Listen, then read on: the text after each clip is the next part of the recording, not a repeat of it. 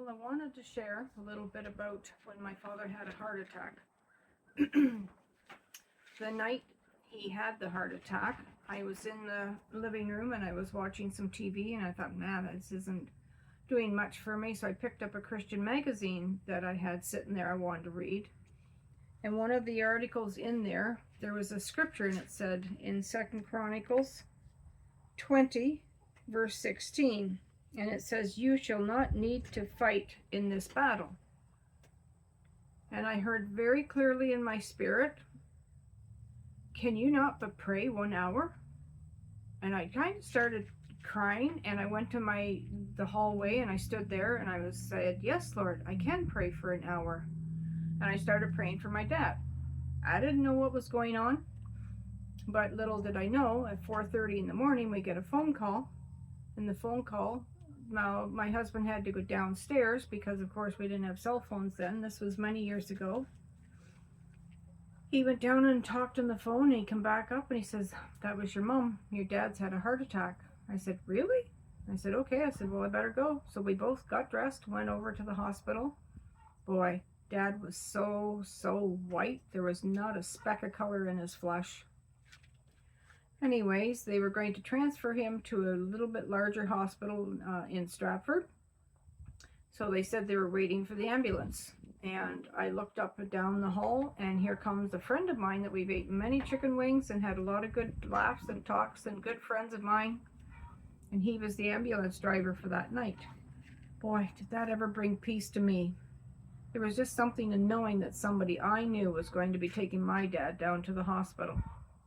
Now, I didn't realize the doctor jumped in the back because he thought Dad was going to die en route.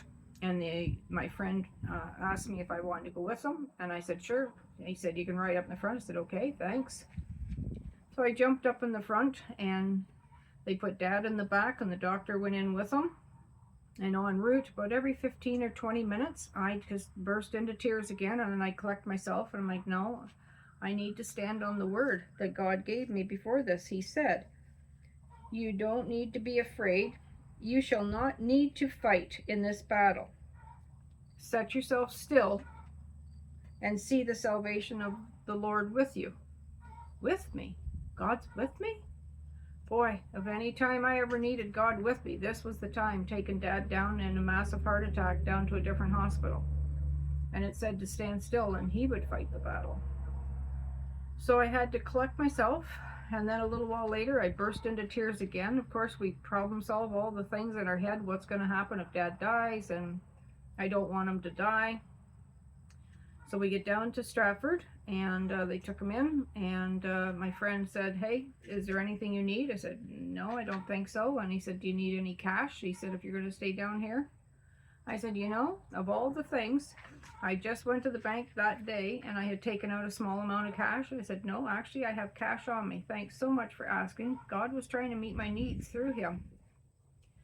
So I was very happy that God showed me that too. So Dad went in, they got him situated in the ICU, and we finally were able to go in and see him. And this was the next day. Finally, I went in, and they arranged that I could sit in the, I think it was a supply room, and I just kind of made a nest in there, and I slept there that night. They got in trouble that night because one of the nurses came in and said, what are you doing in here? I said, I'm sleeping. So they weren't too happy that I was in there, but they let me stay. So anyway, so I went in to see Dad the next day, and the nurse was very concerned. She said, all the stats seem reasonable, but she said he won't pass urine, even though we have a catheter in. So I just leaned into Dad and I said, hey, I said, it's okay. I said, don't be embarrassed about having to go to the bathroom. They have a catheter in you. It's okay. Let it go. And the nurse gave me heck. She said, he can't hear you. I said, yes, he can. I said, yes, he can. I said, and I just told him to release the urine, and within a short time, he did. So then everybody was happy that finally he was releasing urine. And even if it was with a catheter. Anyways, Dad did recover, and I'm going to share more parts of the testimony, but this is just the first clip. But Dad did come home, and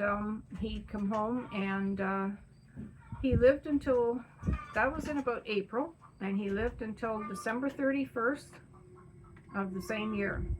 and we were supposed to go in there and go to friend's house for the New Year's Eve, and Dad begged me to go there. We'd gone there quite a few years in a row, always played some card games and snacks and whatever, and filled in until the new year came. But I said, no, we're going to do something different this year, Dad. I said, we're going to go over to my friend's place and we're going to go there. And he said, oh, come just even for a few minutes. And I said, okay. So anyways, we went there, and he had another attack. And so when we got there, Mom called and she said, hey, she said, Dad's had another attack, but it looks like the asthma attack. So she said, come on over. So I went over, and he apparently had not been able to be revived. No, he wouldn't open his eyes. He didn't respond for anybody. But when I got there, I said, hey, Dad. I said, same old, eh? He said, yep. Just nodded his head after he had opened his eyes. He looked at me, nodded his head. He shut his eyes, and he never opened them again. They took him to the little local hospital where he went to originally, and they couldn't revive him, and they wanted to send him to Stratford. I said, no, Dad's done with Stratford. I said, no more of that. I said, you're just going to have to let him go. And he passed away at 10 to 10 on New Year's Eve, and we said our goodbyes. So anyways, I'll catch up with more stories as we go. Thanks.